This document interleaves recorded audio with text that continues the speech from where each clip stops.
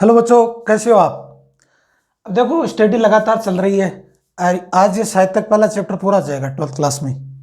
तो एक छोटा सा टॉपिक रह गया है। आवेशित गोलीय चालक के कारण विद्युत क्षेत्र की तीव्रता देखेंगे और कुछ इनके बारे में समरीज करेंगे कि जितना जो चैप्टर पढ़ाया गया है, क्या वास्तव में आपके जितने भी फॉर्मूला है, क्या कितने कंसेप्ट आपके पास क्लियर हुए, इनसे संबंधित कितने भी न्यूमेरिकल्स हैं वो आपके कितने क्लियर हो गए। इस चैप्टर से संबंधित बात करेंगे आज। दूसरी बात मैं ये कहना चाह रहा हूँ, जो भी बच्चे जुड़े हुए हैं, जो भी just 10th class pass out कर लिए और वो 11th क्लास में आना चाह रहे हैं और उनके जो साइंस स्ट्रीम है, चाहे वो बायोलॉजी हो चाहे वो मैथमेटिक्स हो, उन बच्चों के लिए मैं जल्दी ही मंडे को यूट्यूब चैनल के ऊपर वीडियो शुरू कर रहा हूँ 11th फिजिक्स के। जो सबसे पहला पार्ट लेंगे मैकेनिक्स। मैकेनिक्स को बोलते हैं यांत्रिक भौतिकी।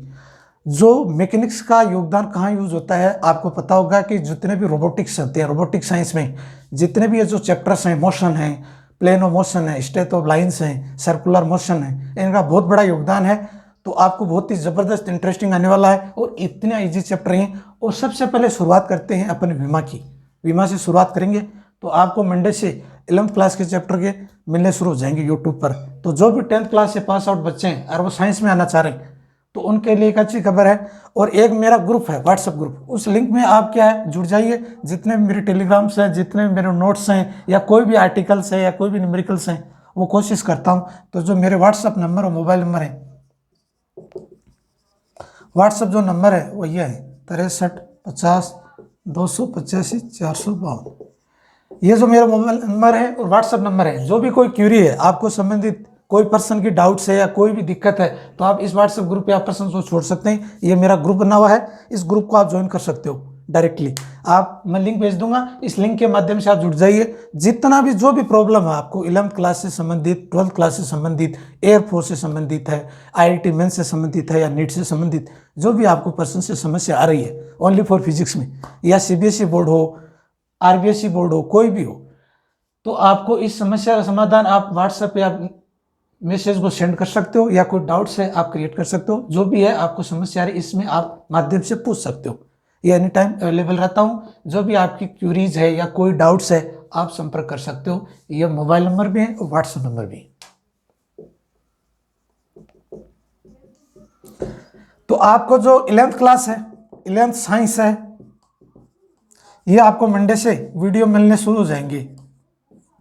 मंडे से पहला वीडियो आएगा। शुरुआत करेंगे फिजिक्स, भौतिक विज्ञान क्या है, भौतिक विज्ञान से क्या योगदान है, इनके बारे में चर्चा करके आपको बीमा में ले चलेंगे। और बहुत ही जबरदस्त बुक है, इतनी इजी तरीके से बीमा करवाएंगे कि आपको ये लगेगा कि एज ए चौथी या 5वीं क्लास की किताब पढ़ रही। इतनी इजी लेवल पे चलेंगे अपन। अब थोड़ा सा क्या है बाकी रह गया था 12th क्लास का चैप्टर। तो आवेशित गोलीय कोष के कारण विद्युत क्षेत्र की तीव्रता वो चेक करेंगे। तो 10th क्लास वालों बच्चों के लिए एक अच्छी खबर है कि मंडे को आपके पास वीडियो आ रही, लगातार वीडियो आएंगे चैप्टर वाइज चैप्टर के। और 12th क्लास के रेगुलर चल ही रहे हैं। NCERT का सिलेबस चल रहा है 12th क्लास का, और 11th क्लास का भी NCERT सिलेबस लागू हो गया था पिछले साल, और वो सिलेबस अब रेगुलर चलेगा। अब बात करते हैं 12th क्लास के नए टॉपिक के बारे में। देखो ध्यान से,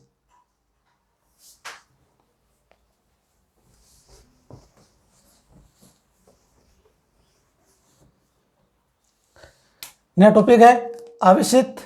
अच्छा टॉपिक है, कई बार परीक्षा में पूछ लेते हैं, बड़ा प्रश्न आता है इसे। आवेशित गोलीय कोष। गोलीय कोष माने खोखला गोला।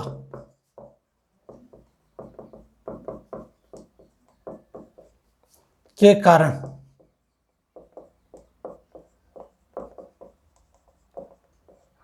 विद्युत क्षेत्र की तीव्रता।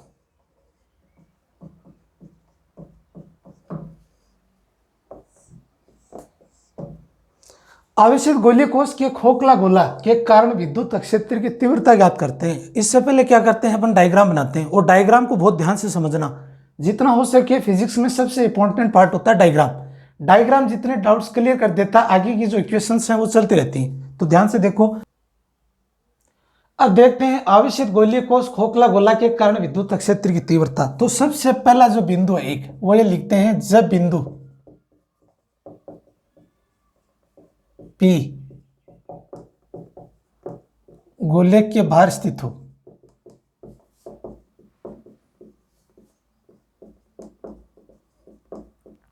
आर और कैपिटल आर इनमें अंतर चेक करेंगे।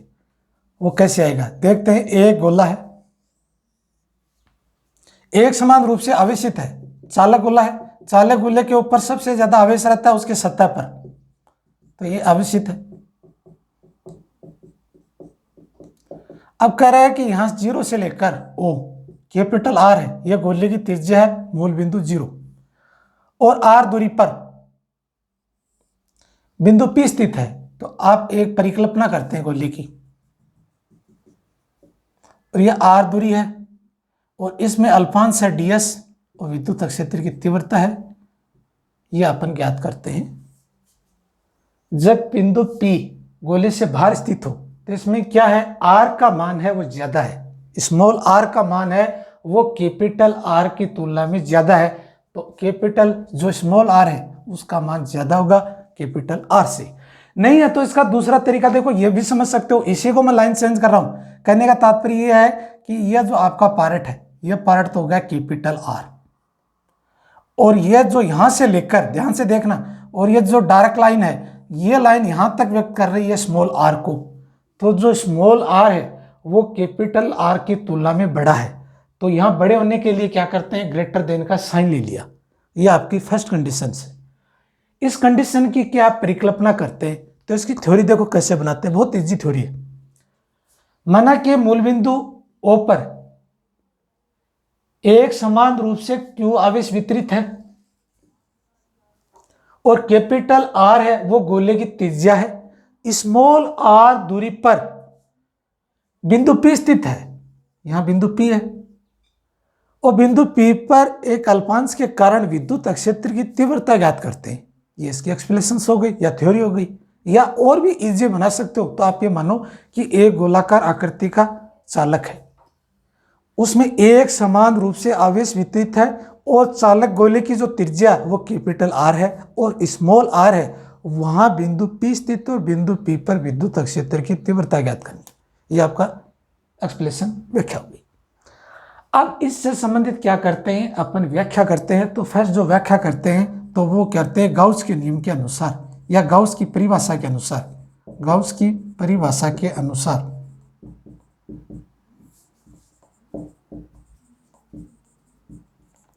क्या बेटा परिभाषा, फाई ई बराबर क्लोज समाकलन ई डी एस कोस थीटा, यहां से डायरेक्ट सदिश में ले लेते हैं या कोस थीटा में ले ले, एक ही बात है। यहां जाएगा समेशन क्यू इंटू एप्सिलॉन 0। यहां से देखिए समेशन क्यू का जो मान है, वहां कितना मान है, स्मॉल क्यू है। टोटल चार्ज का जो मान है वो कितना है, आप बता सकते हो कि टोटल क्यू का जो मान है वो स्मॉल क्यू है। ये क्यू का मान इस समीकरण नंबर 1 में रख दीजिए, तो आपका जो मान है वो ये आ जाएगा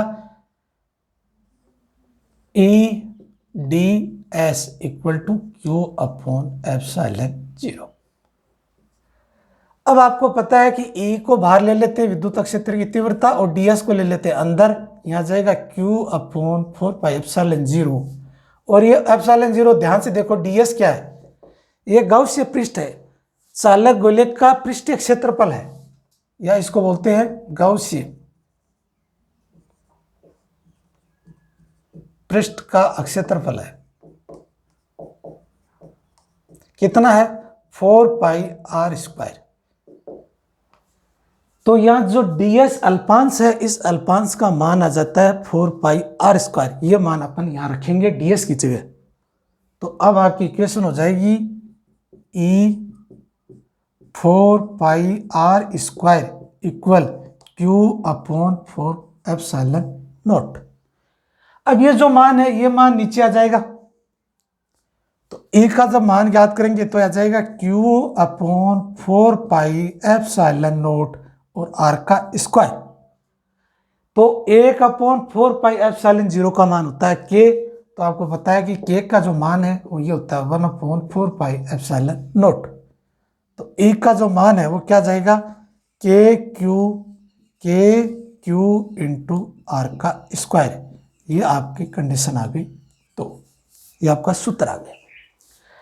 अब इनके अलग अलग ग्राफ बनाते हो तो अलग अलग भी डिजाइन कर सकते हो, और तीनों इक्वेशन का एक साथ भी ग्राफ है। तो इसका जब आप ग्राफ डिजाइन करते हो तो इसकी ग्राफ इस तरह से आती है। ये तो पार्ट हो जाता है ई, ये 0 और ये आर, और ये तेजी से क्या है, दूरी घटती है गुलाम की तरह। तो ये हो जाएगा ई व्युत्क्रमानुपाती 1/r²। तो ये जो ग्राफ का नाम है, इस ग्राफ को बोलते हैं परवलयाकार। परवलयाकार, इस ग्राफ का नाम होता है परवलयाकार। इसका मतलब है कि ई का मान ज्यादा होगा तो आर का मान कम होगा, आर का मान ज्यादा होगा तो ई का मान कम होगा, एक दूसरे से व्युत्क्रमानुपाती होती है। यह तो थी आपकी फर्स्ट कंडीशन कि जब बिंदु पी गोले के बाहर स्थित हो तब आपकी इक्वेशन ये आएगी। दूसरी इक्वेशन में मैं क्या चेंज करूंगा कि जब बिंदु पी गोले के सतह पर स्थित हो, गोले के सतह पर स्थित हो, तो बाहर की जगह मैं क्या करूंगा, यहां सतह कर दूंगा, और यहां ग्रेटर देन की जगह क्या जाएगा, इक्वल आ जाएगा, इक्वल। तब थोड़ा सा चेंज करेंगे कि जहां स्मॉल आर है, ध्यान से देखिए आप, जहां स्मॉल आर है वहां कैपिटल आर यूज करेंगे। इतना सा अंतर है, कोई ज्यादा अंतर नहीं। तो अब आपकी इक्वेशंस हैं वो देखो कैसे चेंज हो जाती है। इसी इक्वेशन को मैं आपके सामने चेंज कर रहा हूं। बेसिकली क्या क्या चेंज होगा देखो ध्यान से। ये जो डायग्राम में बनाया है, अब ये जो डायग्राम है, ये डॉट डॉट लाइन है ना, ये डॉट लाइन मैं मिटा रहा हूं, और आपके सामने देखिए लाइन मिट गई है। अब कह रहा है कि ये जो सतह के ऊपर ही अल्पांश है, ध्यान से देखिए बेटा, और यह दूरी जो है वो कैपिटल आर और स्मॉल आर दोनों बोथ आर इक्वल हो जाएंगी। इसी पॉइंट पर आपको P ज्ञात करना है, यहीं ds ज्ञात करना है, यहीं विद्युत क्षेत्र की तीव्रता ज्ञात करनी है। ध्यान से देखिए आप। अब इसका मतलब ये हुआ कि जहां स्मॉल आर है वहां कैपिटल आर है। या तो आप डायरेक्ट इक्वेशन नंबर 2 को रख सकते हो, तो आप ये रखोगे कि समीकरण नंबर 2 में स्मॉल आर है वहां कैपिटल आर रखने पर तो आपकी इक्वेशन बन जाएगी E बराबर के क्यू इंटू आर का स्क्वायर। यह आपकी इक्वेशन नंबर आ जाएगी 3। ये इक्वेशन नंबर आ गई 3। अब आपको क्या इस निष्कर्ष निकला कि जब बिंदु P गोले के सतह पर स्थित हो, इसका मतलब यह हुआ कि जो गोले की त्रिज्या और r दूरी पर बिंदु P स्थित है, इन दोनों का मान आपस में बराबर है। जो समीकरण 1 आई थी उसी के आधार पर स्मॉल r का जो मान था वहां कैपिटल R यूज कर लिया।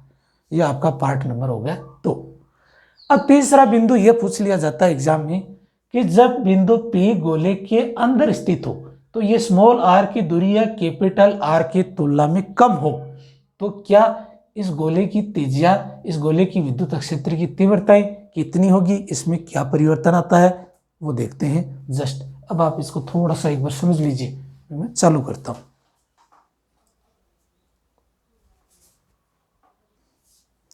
अब है जब आवेशित गोलीय कोश में खोखला गोला के कारण विद्युत क्षेत्र की तीव्रता में ज्ञात करेंगे जब बिंदु R अंदर स्थित हो।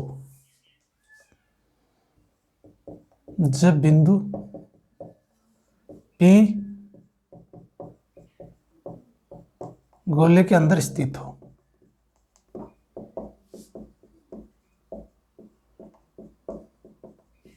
तो इसका मतलब यह होगा कि स्मॉल r की तुलना में कैपिटल R बड़ा हो जाएगा। कैसे देखो ध्यान से, यह आपका आवेशित गोली है, इसमें एक समान रूप से आवेशित है।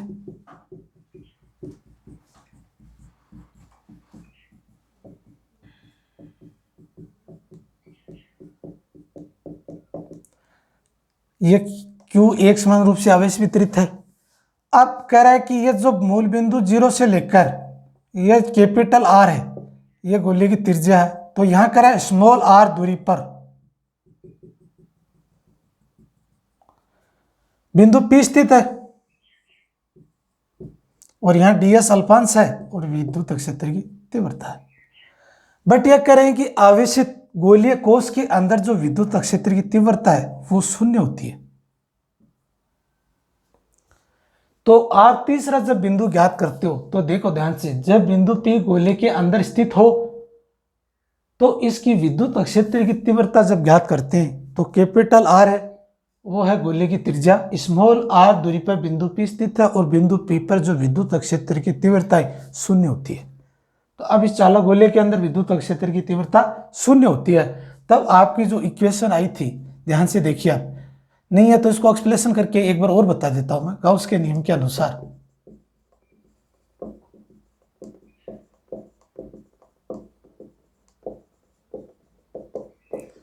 फाई ई बराबर close loop A D S cos theta into summation Q into epsilon zero. तो समेशन क्यू का जो मान है, ध्यान से देखिए मैं ऊपर लिख रहा हूं, समेशन क्यू का मान है क्यू, क्योंकि एक समान रूप से वितरित है। ये मान आपने समीकरण नंबर 1 में रखा, तो अब ये कह रहा है कि इसमें थीटा का मान तो जीरो जाएगा, क्यों डीएस और ई वो एक समांतर रेखा में है, तो इसका मान थीटा का मान जीरो है, कोस जीरो का मान 1 होता है। तब आपकी इक्वेशन क्या हो जाएगी, ई समाकलन डी एस कोस जीरो का मान हो जाता है 1, तो यहाँ लिख देते हैं cos zero Q upon epsilon not, और कोस जीरो का मान आपको पता ही है 1 होता है। तो E close loop D S Q upon epsilon zero, D S का मान आ गया 4 पाई आर स्क्वायर। यह गॉसियन पृष्ठ का क्षेत्रफल है, पृष्ठ का क्षेत्रफल है। तो E 4 pi R square equal to Q upon epsilon naught. अब कह रहा है कि E का मान है जीरो, तो टोटल फ्लक्स का मान, विद्युत फ्लक्स का मान शून्य हो जाता है।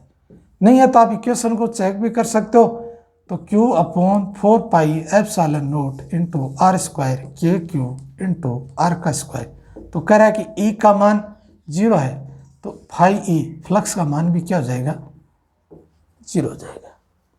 तो अब आपको ये पता चल गया कि जब बिंदु P अंदर स्थित हो तब विद्युत क्षेत्र की तीव्रता शून्य होती है, और सबसे ज्यादा विद्युत क्षेत्र की तीव्रता चालक की सतह के ऊपर होती है, चालक की सतह के ऊपर। और अंदर विद्युत क्षेत्र की तीव्रता शून्य अधिकतम होती है चालक की सतह पर, और आर दूरी पे जब बिंदु P बाहर स्थित हो तो धीरे धीरे दूरी के साथ घटती जाती है, कम होती जाती है। ये इनके कारण है, ये आपका इक्वेशंस हैं। इन इक्वेशंस को मैं एक बार थोड़ा सा शॉर्ट नोट्स के रूप में लिख देता हूं, तो ये कि आपके डाउट्स क्लियर हो जाएंगे।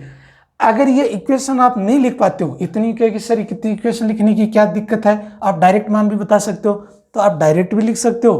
तब आप क्या करना, लिखना समीकरण नंबर 1 की सहायता से विद्युत क्षेत्र की तीव्रता शून्य होने पर तो कुल विद्युत क्षेत्र की तीव्रता जीरो हो जाती है, ये भी लिख सकते हो। तब आपका टोटल मान जीरो आ जाएगा।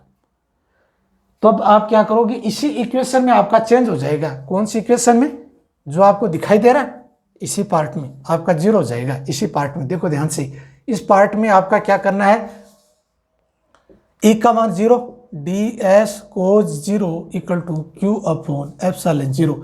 जीरो को जिस संख्या से गुणा करते हैं उसका मान जीरो आता है, तो इसका टोटल मान क्या हो जाएगा, जीरो हो जाएगा। अब मैं इसकी कारण दे देता हूं, छोटे से डायग्राम बना के इसका मैं कारण दे दूं तो आपको और अच्छे से क्लियर समझ में आ जाए, क्योंकि एग्जाम में आते हैं प्रश्न ऐसे बहुत बार पूछे जाते हैं। तो मैं आपको क्या है, एक तरफ तो डायग्राम लिख रहा हूं,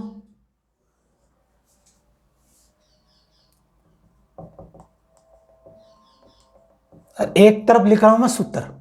बहुत ध्यान से देखना, यहीं से समझ में आ जाएगा। अब इसकी मैं कंडीशन लिख रहा हूं कि जब बिंदु P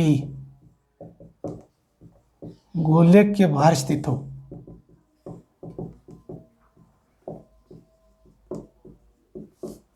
तो इसका मतलब R का जो मान है, स्मॉल r का मान वो ज्यादा है। तब आप क्या करो, इसका मैं डायग्राम बना रहा हूं आपके सामने। ये डायग्राम है और ये त्रिज्या है कैपिटल R और जीरो है और स्मॉल r। यह आप एक गोले की परिकल्पना करते हैं और ये एक समान रूप से आवेशित है।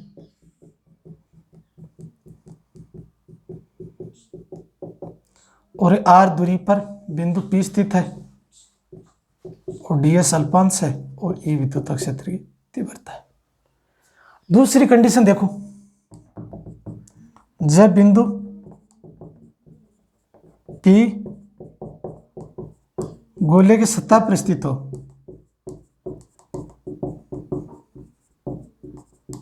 तो इसका मतलब ये हो गया स्मॉल आर का मान है वो कैपिटल आर के बराबर हो जाएगा। तो इसका मतलब ये हो गया ये जो गोला है इसी गोले के ऊपर एक समान रूप से आवेश वितरित है। तो ये जो दूरी और ये दूरी, ये कैपिटल आर दूरी, ये स्मॉल आर दूरी बराबर है। इसी बिंदु पर क्या क्या होगा, पी होगा, डीएस होगा और ई होगा। ध्यान से देखिए। और जब बिंदु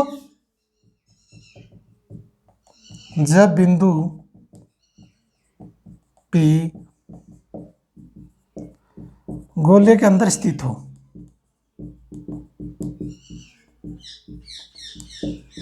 तो आपका ये गोला है, इस गोले में कह रहा है कि एक अंदर गोला स्थित हो। तो ये जो कैपिटल आर है ये तो है किसकी त्रिज्या, आवेश गोलीय कोश की। इसमें भी आवेश एक समान रूप से आ जाएगा। और ये स्मॉल आर है, ये 0 है, यहीं पी होगा, यहीं डीएस होगा, यहीं ई होगा। अब ध्यान से देखिए, इसका जो सूत्र आया था विद्युत क्षेत्र की तीव्रता, इसका सूत्र आया था के क्यू इंटू आर स्क्वायर, और इसका सूत्र आया था ई बराबर के क्यू इंटू आर का स्क्वायर, और इसका सूत्र आया था ई इक्वल टू 0। ये आपकी 3 कंडीशन आई थी। समीकरण नंबर 1, समीकरण नंबर 2, समीकरण नंबर 3। ये शॉर्ट नोट की तरह समझने का कारण है। आपके पास डायग्राम समझ में आ गया तब आपको ये फॉर्मूला यूज करना है। इसी फॉर्मूले पे न्यूमेरिकल्स आते हैं। इन तीनों को मिलाकर अगर ग्राफ का डिजाइन करते हैं, ग्राफ का निरूपण करते हैं तो कैसे आता है, मैं यहीं ले रहा हूँ छोटे से पॉट में, तो यहीं से आपका ग्राफ क्लियर हो जाएगा। क्या है देखो ध्यान से, जब इनका ग्राफ बनाते हैं तो इस तरह से एक लाइन खींच लीजिए। ये पार्ट व्यक्त करती है विद्युत क्षेत्र की तीव्रता, ये 0 और ये आर दूरी। तो ये कह रहा है कि ये जो पार्ट है, ध्यान से देखिए, ये पार्ट यहां से चलकर यहां से यहां आ जाता है। तो ये जो पार्ट आपका, ये जो पार्ट है, ये पार्ट तो व्यक्त करता है ई व्युत्क्रमानुपाती आर का स्क्वायर। तो इसका मतलब जो ये कंडीशन है इसमें स्मॉल आर की जो दूरी है वो ज्यादा है। और यहाँ जो अधिकतम मान है ई का, जो ये अधिकतम मान है ई बराबर के क्यू इंटू आर का स्क्वायर। इसका मतलब ये जो सतह है ये स्मॉल आर वो कैपिटल आर के बराबर है। और यहाँ कोई आवेश स्थित नहीं है, इसका मतलब यह जो पार्ट है ओपन है, तो यहाँ विद्युत क्षेत्र की तीव्रता 0 हो जाएगी, तो इसमें कैपिटल आर का मान ज्यादा हो जाएगा। तो ये इस तरह का ग्राफ डिजाइन करते हैं अपन। तीनों डेरिवेशन को देखकर, तीनों का फॉर्मूला रखकर, इन तीनों का फॉर्मूला रखकर अगर आप ग्राफ डिजाइन करते हो तो इस तरह का ग्राफ आता है आपका। और ये ग्राफ का निरूपण है, ये कई बार पूछ लिया जाता है। अब मैं 3 कंडीशन बताई कि सबसे ज्यादा विद्युत क्षेत्र की तीव्रता कहां होती है, तब आपको आंसर देना है सतह पर। विद्युत क्षेत्र की तीव्रता चालक गोले की सतह पर सबसे अधिकतम होती है, अंदर 0 होती है, 0 होती है, और आर दूरी पर बाहर की तरफ विद्युत क्षेत्र की तीव्रता धीरे धीरे घटती जाती है, कम होती जाती है। ये इनकी विशेषताएं हैं। अब इनके ऊपर एक छोटा सा न्यूमेरिकल ले लेते हैं तो ये टॉपिक आपका कंप्लीट हो जाएगा। जस्ट क्या लेंगे, इसी से संबंधित मैं आपको तरीका समझा रहा हूं। इस फॉर्मूले के ऊपर आपको मान याद करना है क्या है, देखो ध्यान से, इसी से संबंधित मैं समझा रहा हूं, ध्यान से देखिए। कह रहे हैं कि ये जो इक्वेशन है, पहले मैं आपको डायरेक्टली न्यूमेरिकल दे रहा हूं, लैंग्वेज में दे रहा हूं। तो ई के का जो मान है वो तो आपको बाय डिफॉल्ट पता है, 10⁹ newton into metre square into coulomb का स्क्वायर। और आर की जो दूरी है, जो स्मॉल आर है, वो दूरी दे रखी है 300 सेंटीमीटर। और आपको पता है क्यू का जो मान है वो कितना है, 1 कूलम। आपसे क्या पूछ रखा है, विद्युत क्षेत्र की तीव्रता ज्ञात करने के लिए बोल रहा है। तो इस मान को ज्ञात करने के लिए सबसे पहले जो आर का मान है इसको मीटर में कन्वर्ट करेंगे। तो 300 सेंटीमीटर को 10⁻² मीटर, तो ये पॉइंट कट जाएंगे तो आपका मान आ जाएगा 3 मीटर। अब आप इस समीकरण नंबर 1 में रखिए, फॉर्मूले में क्या मान आता है, के का मान आएगा 9 × 10⁹, क्यू का मान है 1 कूलम और आर का मान है 3 का वर्ग। तो ये मान आ जाएगा 9 × 10⁹ इंटू 9, 9 से 9 कैंसल, 10⁹ न्यूटन इंटू कूलम। अब ये कहोगे कि सर ये न्यूटन इंटू कूलम कैसे है, देखो ध्यान से, ये आर है तो आर मतलब मीटर का स्क्वायर, और ये क्या मान है, क्यू का मान है। ध्यान से देखिए, तो ये क्या हो जाएगा, कूलम, और इसका मान क्या हो जाएगा, न्यूटन इंटू मीटर का स्क्वायर इंटू कूलम का स्क्वायर। तो अब आप देखो मीटर से मीटर स्क्वायर कैंसिल हो गया, और ये जो कूलम है ये ऊपर आएगा, तो ये पार्ट आपका ये कैंसिल हो गया, तो आपका बचेगा न्यूटन इंटू कूलम। तो ये न्यूटन इंटू कूलम आपके पास माना जाएगा। ये आपका मेन पार्ट है। अब देखो आगे बढ़ते हैं। ये आपका चैप्टर हो गया कंप्लीट, फर्स्ट पार्ट, जो आप बोलते थे ना इलेक्ट्रोस्टैटिक, स्थिर विद्युत की। अब पहला चैप्टर पूरा होने से मैं थोड़ा सा क्या आपको समराइजेशन करा देता हूँ फास्टली। तो उससे क्या होगा कि मैंने जितना भी जो बताया आपको फर्स्ट चैप्टर से संबंधित, उसकी 5 या 7 मिनट में समराइजेशन हो जाए, तो आपको क्या ये आइडिया हो जाएगा कि इस चैप्टर से पढ़ने के बाद क्या चीज़ छूट गई, क्या चीज़ें याद रही, क्या चीज़ याद नहीं रही, इन चीज़ के बारे में आप डिस्कस करते हो। तो सबसे पहले ये पार्ट होता है कि जैसे चैप्टर कंप्लीट हो जाता है, कंप्लीट होते ही सबसे पहले समरी को तैयार करो आप। समरी का मतलब होता है जितने भी आपने ड्राइव किया उनके टोटल के टोटल फॉर्मूले को आप लिख लीजिए। उन फॉर्मूले को लिखकर एक बार आप प्रैक्टिस कीजिए, याद कीजिए, और यह ड्राइव करने की कोशिश कीजिए कि किन किन कंडीशन में ड्राइव हुआ। उसके आधार पे आप छोटे छोटे न्यूमेरिकल लीजिए। जो छोटे वाले न्यूमेरिकल सॉल्व हो जाते हैं वो मीडियम लेवल के, बाद में हार्ड लेवल के न्यूमेरिकल की तरफ आगे बढ़िए। जो भी आपको डाउट्स आते हैं आप कमेंट बॉक्स के थ्रू या जो आपको मैंने शुरुआत में बताई व्हाट्सएप ग्रुप में माध्यम से भेज सकते हो, इनका मैं आंसर देने की कोशिश करूंगा आपको। तो अब मैं एक समराइजेशन ले रहा हूँ। समरी का मतलब सारांश। तो अब ध्यान से देखो कि चैप्टर का जो सारांश है, आपका जो चैप्टर था फर्स्ट, जिसको बोलते हैं स्थिर विद्युत की,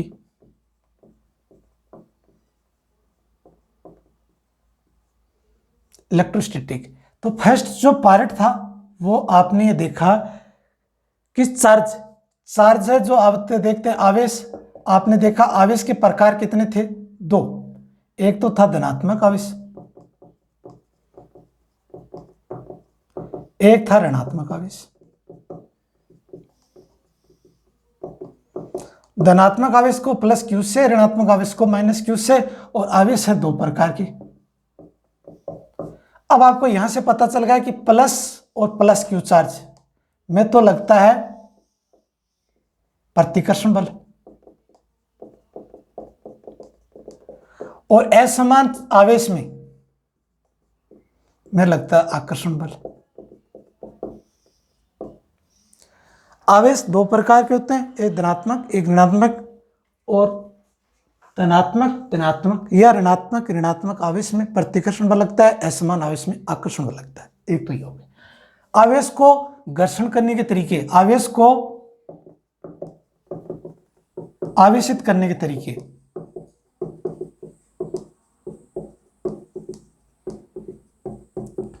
कितने तरीके से हैं, एक तो है घर्षण विधि से, एक आपकी चालन विधि से, एक आपका हो गया प्रेरण विधि से।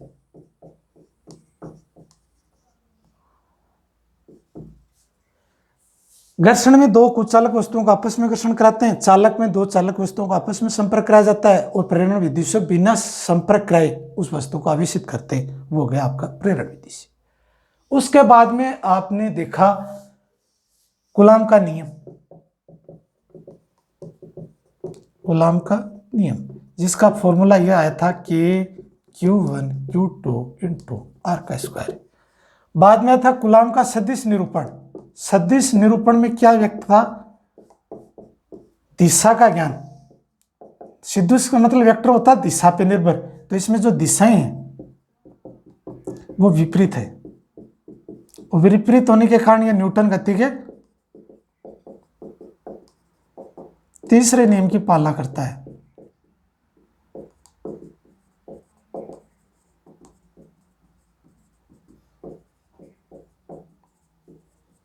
यहां तक आपने कर लिया।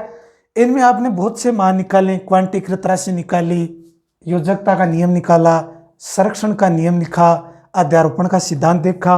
तो कुल अध्यारोपण का सिद्धांत होता है ए बराबर F1 plus F2 plus F3 dot dot Fn। ये आपका टोटल क्या आ गया, बहुआवेशों का अध्यारोपण सिद्धांत।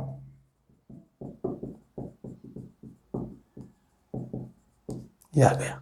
इसके बाद में आपने पढ़ा विद्युत क्षेत्र, विद्युत क्षेत्र की तीव्रता। तो विद्युत क्षेत्र की तीव्रता भी मेन पार्ट है।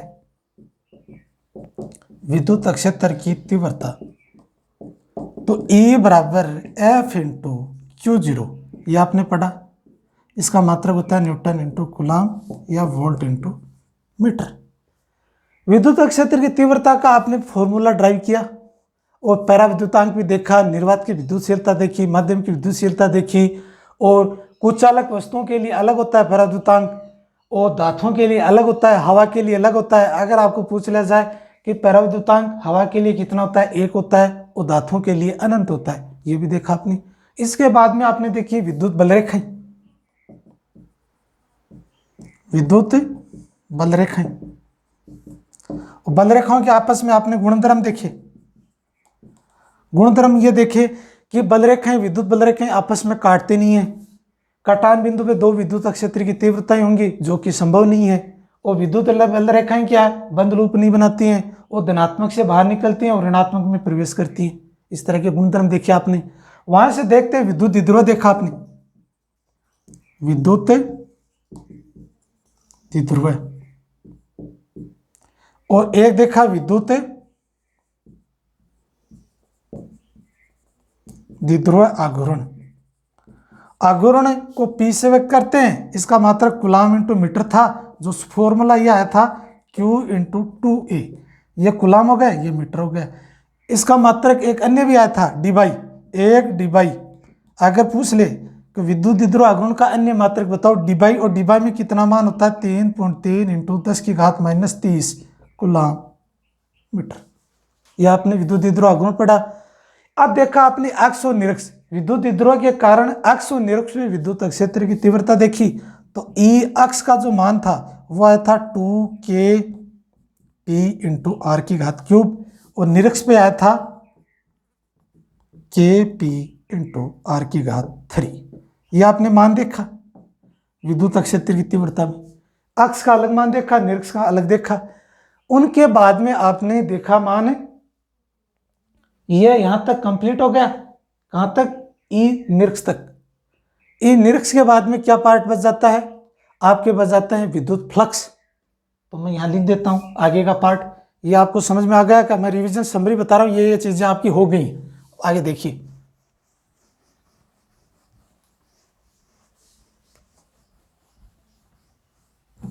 आपका एक पार्ट हो गया विद्युत फ्लक्स, और विद्युत फ्लक्स को फाई से व्यक्त करते हैं, जिसका फॉर्मूला था E/ds cos थीटा।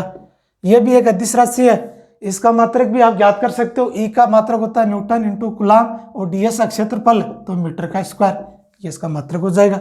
ये एक अदिश राशि होती है। ये किसी पृष्ठ के लंबवत गुजरने वाली विद्युत बलरेखाओं की संख्या को विद्युत फ्लक्स कहते हैं। उसके बाद में आपने देखिए अनुप्रयोग, और बाद में देखा गाउस का नियम। गाउस का नियम, और गाउस के नियम के बाद में इसकी परिभाषा, व्युत्पत्ति। परिभाषा आपने ये देखी कि फाई ई, इसका जो मान है E.ds समेशन Q/ε0, ये इसका फॉर्मूला देखा। इसकी व्युत्पत्ति देखी, और गाउस के नियम के अनुप्रयोग चेक किया आपने। गाउस के नियम का अनुप्रयोग, एक अनुप्रयोग देखा था आपने अनंत लंबाई का रेखीय आवेश घनत्व है। एक आपने देखा अचालक पट्टिका, एक देखा चालक पट्टिका के कारण विद्युत क्षेत्र की तीव्रता। एक आपने नया टॉपिक देखा सतत आवेश वितरण, सतत आवेश वितरण। और ये कितने प्रकार के होते हैं, ये 3 प्रकार के होते हैं। एक तो होता है रेखीय आवेश वितरण, एक होता है पृष्ठ आवेश वितरण, एक होता है आयतन आवेश वितरण। इसको लिखते हैं लैम्डा बराबर Q/L। इसको सिग्मा पृष्ठ का Q/S, इसका V से या रो से व्यक्त करते हैं, Q इंटू V। ये इसके फॉर्मूले आ गए थे, इनकी परिभाषा देखी, इनके मान चेक किए। एक आपका जस्ट आपको पार्ट पढ़ाया गया है अभी, खोखला गोले के कारण विद्युत क्षेत्र की तीव्रता। तो इसमें कह रहा है कि जब कंडीशन आर का मान बड़ा हो तब ई का जो मान आएगा वो आ जाएगा के क्यू इंटू आर का स्क्वायर। दूसरी कंडीशन में आर का मान अगर स्मॉल आर के बराबर है या कैपिटल आर के बराबर है तो इसकी इक्वेशन आ जाएगी के क्यू इंटू आर का स्क्वायर। अगर थर्ड कंडीशन, इसका मतलब आर का मान छोटा है, कैपिटल आर का मान बड़ा है, तो ई का मान 0 हो जाएगी। इनके गुणधर्म देख लिया आपने। गुणधर्म में पहला गुणधर्म देखा कि जब विद्युत क्षेत्र की तीव्रता वो चालक की सतह पे ज्यादा होती है और अंदर विद्युत क्षेत्र की तीव्रता 0 होती है और बाहर दूरी के साथ इसकी क्या विद्युत क्षेत्र की तीव्रता घटती है। और आपने इसका ग्राफ चेक किया, ग्राफ इस तरह से आपके इस तरह से भी बनता है। ये तो पार्ट आपका अधिकतम हो गया, ये हो जाएगा 0। 0 का मतलब इसमें कैपिटल आर बड़ा है और इसमें स्मॉल आर कैपिटल आर बड़ा है, तो यहाँ ई बराबर आ जाएगा के क्यू इंटू आर का स्क्वायर और यहाँ जाएगा ई व्युत्क्रमानुपाती आर का स्क्वायर और ये आर दूरी और ये ई विद्युत क्षेत्र की तीव्रता। ये आपका चैप्टर कंप्लीट हो जाता है। इनसे संबंधित आप न्यूमेरिकल बना सकते हो। समरीज करो, समरीज में जितने भी फॉर्मूलाज हैं उनको राइट करो, उन फॉर्मूला की कंडीशन को चेक करो, उनसे छोटे छोटे प्रश्न लो, बाद मीडियम साइज के प्रश्न लो, बाद में थोड़े हार्ड लेवल के प्रश्न लो और आपकी प्रैक्टिस लगातार करते रहो तो ये चैप्टर आपके लिए ईजी बन जाएंगे। 5 मिनट में समराइजेशन कर दोगे। ये तो आपका पार्ट हो गया फर्स्ट। ये टोटल कितने चैप्टर हैं? 15 चैप्टर हैं। एक चैप्टर कंप्लीट होते कितने चैप्टर बचते हैं? 14 चैप्टर है। ऐसे जारी रखेंगे इनको और साथ साथ में मंडे को 11th क्लास के जो भी चैप्टर हैं उनको मैं रेगुलर लेने की कोशिश करूंगा। शुरुआत करते हैं और धीरे धीरे उसी चैप्टर से बढ़ते हैं। और आप जो भी वीडियो देखें तो आप कमेंट्स को शेयर कर दिया करें। क्या चीज़ आपको नहीं समझ में आई वो कमेंट्स में डाल दिया करें और इस वीडियो को लाइक करें, शेयर करें, सब्सक्राइब करें और ज़्यादा से ज़्यादा इसको शेयर करके जो भी साइंस के बच्चे जुड़े हुए नहीं उनको जोड़ने की कोशिश कीजिए। आपके आसपास जो भी बच्चे इनको थोड़ा बताइए साइंस के बारे में कि क्लासें ऑन हो रही हैं, इससे संबंधित आप जुड़ सकते हैं। कोई इसका चार्ज नहीं है, फ्री ऑफ कॉस्ट है। आप इसको सब्सक्राइब करते रहिए, कोई दिक्कत नहीं। जो भी कोई प्रॉब्लम्स है आप कमेंट के माध्यम में लिख दीजिए या मैंने आपको जस्ट अभी बताया व्हाट्सएप नंबर के माध्यम से आप क्या करते हो उससे संबंधित जो भी आपके डाउट्स हैं वो आप लिख दीजिए और मैं व्हाट्सएप नंबर एक बार और रीड कर देता हूँ अच्छे से। अगर आपको नहीं समझ में आया तो ध्यान से देखिए, ये जो मोबाइल नंबर या व्हाट्सएप जो नंबर है वह 6352854542। ये मोबाइल, यही व्हाट्सएप है, यही मोबाइल नंबर है। इनमें संबंधित कोई भी क्यूरी आपको पूछनी है स्टडी से, मटेरियल से रिलेटेड या कोई भी दिक्कत 11th क्लास वाले हैं जो 12th क्लास वाले हैं, कोई भी इससे आप संपर्क कर सकते हो। ये ग्रुप बनाओ, इस ग्रुप में आप जुड़ जाना, जो भी आपके डाउट्स हैं आप शेयर कर सकते हो। ठीक है, थैंक यू।